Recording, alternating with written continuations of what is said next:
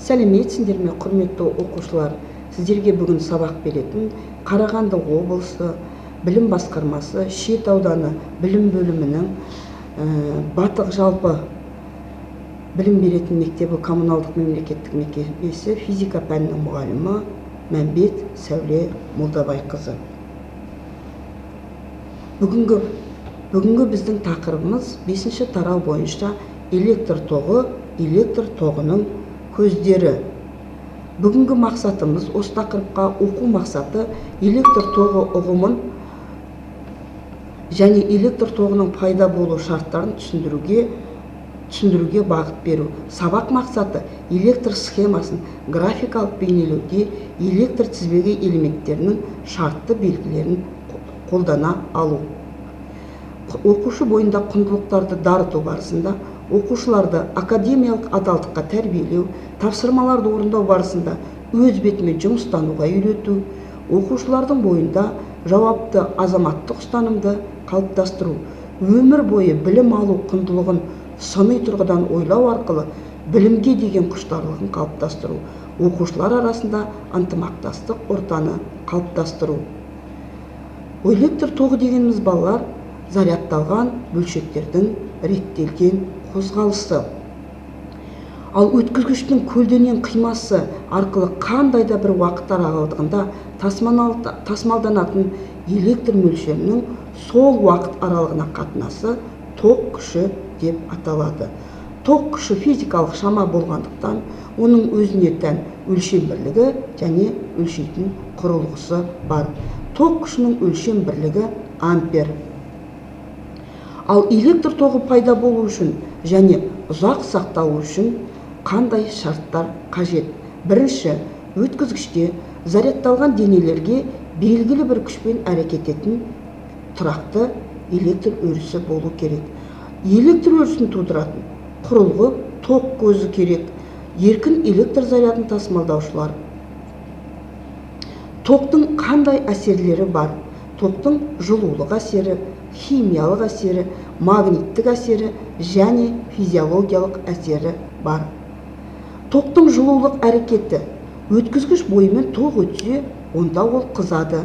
Электр қыздырғыш аспаптарда, мысалы электроплита, үтіктер, қайнатқыштарда, дәнекерлегіштерде қолданылады. Тоқтың химиялық әрекеті. Химиялық ерітінділерге батырылған металл өткізгіш бойымен тоқ өткенде ерітіндінің құрамында енетін заттар бөлінеді. Осы тәсілмен таза күмісті алуға, металл бұйымдардың беттерін күміспен жалатуға болады. Тоқтың магниттік әсері. Өткізгіш бойымен тоқ жүргенде, онда магниттік қасиеттер туындайды. Қарапайым магнит сияқты ол өзіне ұсақ денелерді тартады. Тоқтың физиологиялық әсері. Жануарлар денесімен тоқ өтетін болса, онда тоқ бұлшық еттерінің жиырылуын тудырады. Адам денесінен тоқ өткен уақытта ауыр әсер қалдырады. Тоқ көздері. Алғашқы тоқ көзі 1800 жылы вольта бағанасы берілген. Тоқ көздері. Өткізгіш ұшындағы потенциалдар айырымын тұрақты етіп ұстаушы тізбек бөлігіндегі тоқ көзі болып есептелінеді. Ал тоқ көз деп әртүрлі энергияны электр энергиясына түрлендіруші құрылғы. Тоқ көздері. Жылулық тоқ көздерінде ішкі энергия электр энергиясына түрленеді. Механикалық тоқ көздерінде механикалық энергия электр энергиясына түрленеді. Тоқ көздеріне гальвани элементтерін жатқызуымызға болады. Алғашқы рет электрофор, электрометр, электроскоп, конденсатор құралдарын ойлап тапқан итальян физигі Александра Вольта. Тоқ көзін алу үшін зарядтарды бөлгенде электрлік емес күштерді қолданады. Оларды біз бөгде күштер деп атаймыз. Бөгде күштердің әрекетін сипаттау үшін эпсилон әрпімен белгіленетін электр қозғаушы күші ұғымын енгіземіз. Электр қозғаушы күші бөгде күштер жұмысының орын ауыстыратын электр зарядына қатынасына тең. Электр қозғаушы күштің өлшем бірлігі 1 вольт. Енді жұмыстың зарядқа қатынасы болатын болса, 1 вольтымыз 1 джоуль бөлінген кулон болады. Ток көзінің шартты белгілері, құрметті оқушылар, гальван элементі мен аккумулятордың оң полюсы ұзын сызықпен, ал теріс полюсы қысқа сызықпен кескінделеді. Генераторлардың полюстерінде оң және теріс таңбалары қойылады. Андре Мари Ампер тәжірибе жүзінде тоғы бар екі параллель өткізгіштің өзара әрекеттесу күштері бойынша анықтаған. 1 ампер вакуумде бір-бірінен 1 метр қашықтыққа орналасқан көлденең қимасының ауданы шексіз ұзын түзу екі өткізгіштің бойымен өтетін тұрақты ток күші. Әлсіз және күшті токтарды өлшеу үшін ток күшінің үлестік және еселік бірліктерін қолданады. Мысалы, 1 миллиампер ол 10-ның минус 3 дәрежесіндегі амперге тең. Ал 1 микроампер 10-ның минус 6 дәрежесіндегі амперге тең. 1 килоампер 10-ның 3 дәрежесіндегі амперге тең болады. Құрметті оқушылар, бұл физика кабинетіндегі кестеде үлестік және еселік кестелер берілген. Есеп шығару барысында сол кестелерді дұрыс қолдана алуымыз керек. Мысалы, біздің үйімізді жарықтандыруға қолданылатын қыздыру шамының ток күші олардың қуатына сәйкес 7-ден 400 миллиамперге дейін барады. 1 ампер ток күші адам өміріне өте қауіпті. Ток күшін өлшейтін құрал амперметр деп аталады. Сұлбада ол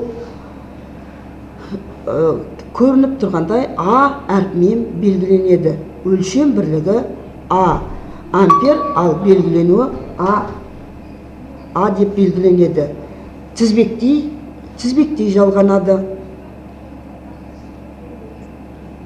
Электр тоғы айтқанымыздай зарядталған бөлшектердің бағытталған қозғалысы.